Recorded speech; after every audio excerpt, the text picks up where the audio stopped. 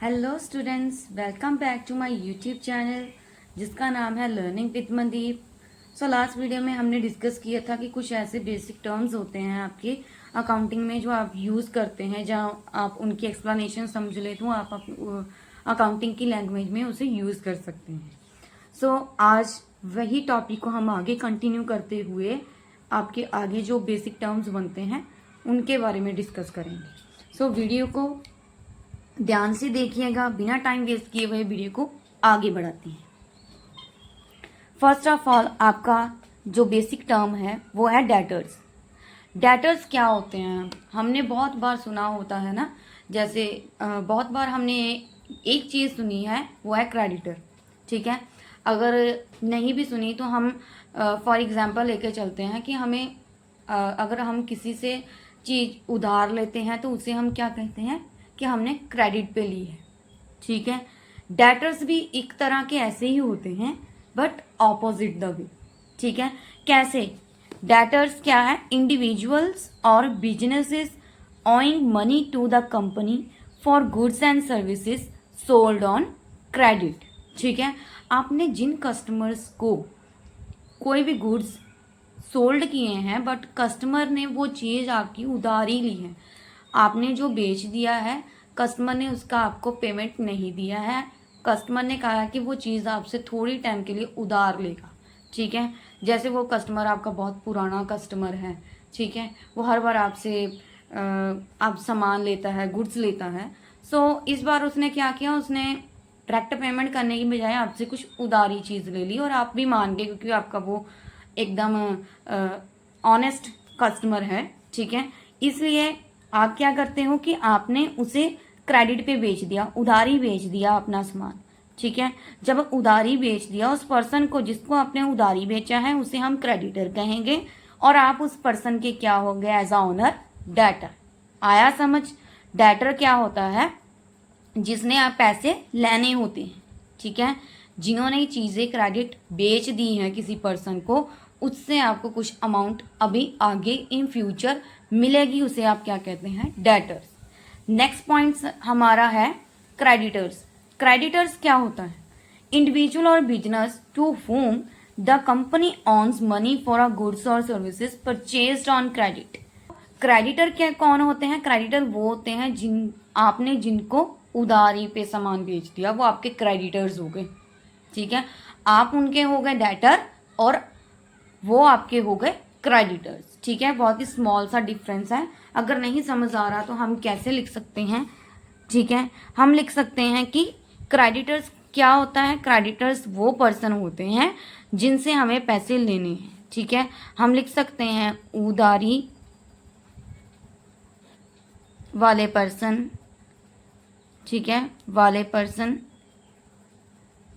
ठीक है, और डेटर्स, डेटर्स को हम क्या कहेंगे?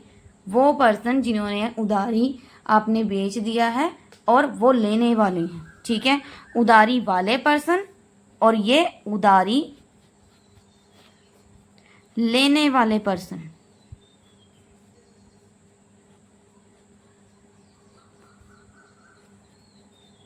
ठीक है, उधार लेंगे और ये उधारी आप यहाँ पे लिख सकते हैं कि देने वाले हैं ये। ठीक है, ये उधारी चीज़ें आपको जो पैसा ले लिया देंगे वापस।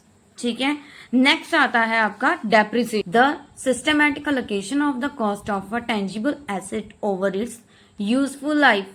ठीक है, डेप्रिसिएशन क्या होगी? डेप्रिसिएशन आपकी एसेट पे जो घिसावट होती है उसे हम डेप्रिसिएशन कहते हैं। ठीक है, आगे जाकर आपको इसका फुल फ्लैज एक चैप्टर आएगा, बहुत ही इजी चैप्टर है, इतना मुश्किल नहीं है।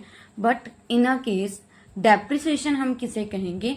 अगर आपने कोई मशीनरी खरीद रखी है, आप उसे रोज़ यूज़ करते हो। फॉर एग्जांपल अगर हम कंपनी में बात करते हैं तो कंपनी में डेप्रिसिएशन किसे कहा जाता है?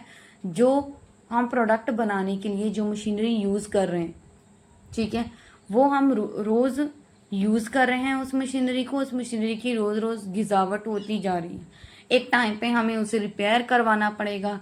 जब रिपेयर के भी काफ़ी पीरियड हो जाएगा, एज निकल जाएगी, तो हमें उसे रिप्लेस करना पड़ेगा, नई लेनी पड़ेगी। ठीक है, उसे कहते हैं घिसावट। ठीक है, उस एसेट की, जहां हम कह सकते हैं कि कोई एसेट है, लैंड, फर्नीचर, ठीक है, बिल्डिंग, मशीनरी, कोई ऐसी एसेट जिसकी घिसावट होती जा रही है दिन ब दिन। ठीक है, अगर हमने बिल्डिंग की बात की है तो बिल्डिंग में हम कैसे कह सकते हैं, बिल्डिंग, जिस बिल्डिंग में आपने अपना बिजनेस स्टार्ट किया है वहां पे आप रोज, ठीक है, मशीनरी चलाते हो, रोज वहां पे धूल होती है या कुछ भी ऐसा चल रहा है, तो वो दिन ब दिन क्या होता जाएगा, उसका पेंट खराब होता जाएगा। ठीक है, बारिश है तो बारिश की वजह से पेंट खराब होगा। ठीक है, और टाइल्स हैं वो खराब होती जाएंगी। वो क्या है, घिसावट ही हो रही है उस चीज की, वो आखिर में जाके उसे चेंज करना पड़ेगा। ठीक है, डेप्रिसिएशन का मतलब होता है कि कोई ऐसी एसेट, एसेट की कितनी उम्र हुई आपके कंपनी में। ठीक है, जैसे हम कह सकते हैं हमने नई मशीनरी खरीदी थी, नई मशीनरी हमारी बहुत अच्छी चली, 5 साल 10 साल चली, उसके बाद हमें उसे चेंज करना पड़ा, बट उसकी डेप्रिसिएशन लाइफ कितनी थी, 10 ईयर्स। उसे हम क्या कहते हैं, डेप्रिसिएशन। ये घिसावट हो गई उसकी, उसकी यूजफुल लाइफ इतनी ही थी, उसके बाद नहीं थी, उसके बाद उसे रिप्लेस करना ही पड़ना था हमें। ठीक है, नेक्स्ट है बैलेंस शीट। बैलेंस शीट क्या है, financial statement that summarises a companies asset, liability and honours equity at a specific point in the time. Balance sheet हम किसे कहते हैं, बहुत बार आपने सुना होगा कि बैलेंस शीट क्या होती है। बैलेंस शीट वो होती है जिसमें आपने कंपनी के सभी अकाउंट्स वगैरह प्रिपेयर किए हैं। फॉर एग्जाम्पल आपने जर्नल किया, ठीक है, कि कौन सी चीज़ आपने सेल की, परचेज की, वो आप रिकॉर्ड करते जा रहे हैं। ठीक है, उसके बाद आपने प्रॉफिट एंड लॉस निकाला, प्रॉफिट एंड लॉस पे जब आपको पता चला कि मुझे प्रॉफिट हुआ है, उसके बाद चाहे लॉस भी हुआ है, आपको बैलेंस शीट बनाएंगे। बैलेंस शीट में आपको आगे एक चैप्टर आएगा, ठीक है, जिसे हम कहते हैं फाइनेंशियल स्टेटमेंट।